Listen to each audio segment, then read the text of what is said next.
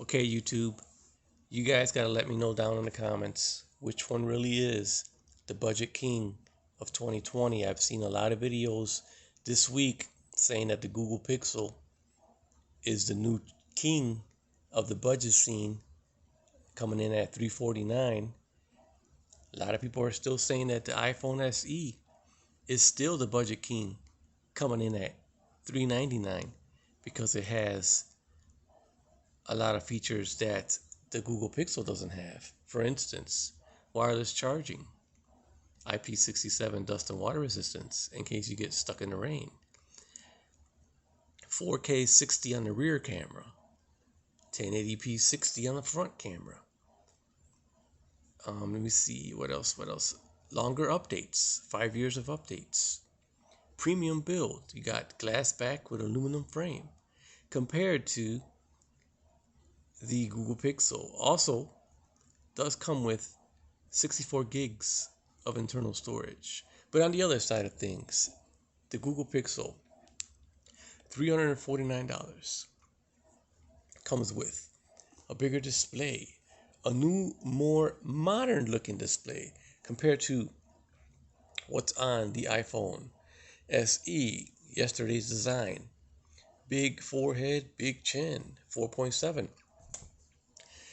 Very minimalistic bezels on the Google Pixel. It does come with a punch hole camera, 5.9-inch display, bigger battery than what's on the iPhone SE. iPhone SE has a 1821 milliamp battery, which gives you about 15 hours of standby, possibly 4.5 hours of on-screen time.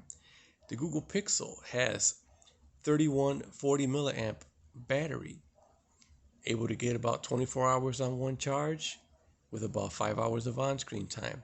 Definitely a beast when it comes to the battery. On the downside, we do have a plastic back that, in my case, seems to be getting scratched very easily. Owning this phone for about a week, less than a week, and I've noticed a lot of scratches. Never dropped it once.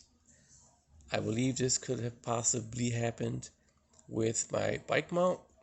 You can see a little chip under there, if I could focus.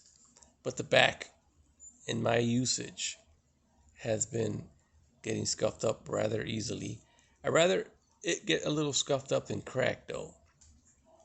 So yeah, the buttons, I believe, are plastic compared to the buttons on the iPhone, which are metal. You also have the mute switch on the iPhone.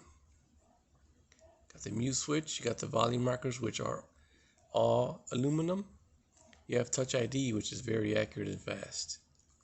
But on the other side, you do have a fingerprint reader on the back, the imprint, which is pretty fast also.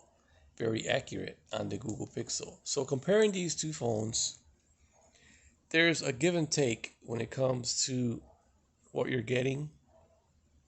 Whoa. On these two phones, obviously you got a lesser processor on the Google Pixel, which is a 730G, 6 gigs of RAM, 128 gigs of storage compared to what's on the iPhone, 64 gigs of storage, the A13 Bionic, and I believe there's 2 gigs of RAM. I can't even remember. You got longer updates on the iPhone SE. You got up to 5 years. Google 4A, 3 years. So there's a give and take. Depends on if you guys want performance or a bigger display with a bigger battery, and you still has a capable processor which can play games and all that. So I can see the appealing point of the Google Pixel 4a as far as $349 versus $399. Bigger display, bigger battery, really nice camera. Although in the video portion, I believe that the iPhone actually does the better video, in my opinion. Now the Google Pixel may have the better photography camera. When it comes to photography, they're definitely a beast with the portrait mode. So yeah, give and take on these phones. Which one would you prefer? Would you rather have faster processor with a smaller screen, smaller battery with really good cameras and a really super good video camera? Or would you rather have a lower processor, bigger battery, bigger display, amazing camera, but not the best video camera, and updates for up to 3 years? It's a give and take here. It's a give and take. Which one? I have to admit, I do like the design, or should I say the display. The bigger display, bigger, brighter display on the Pixel 4a. Now, I'm not saying the Pixel 4a is not the budget king. I'm just asking you, which one is the budget king? And with that being said, I'm out.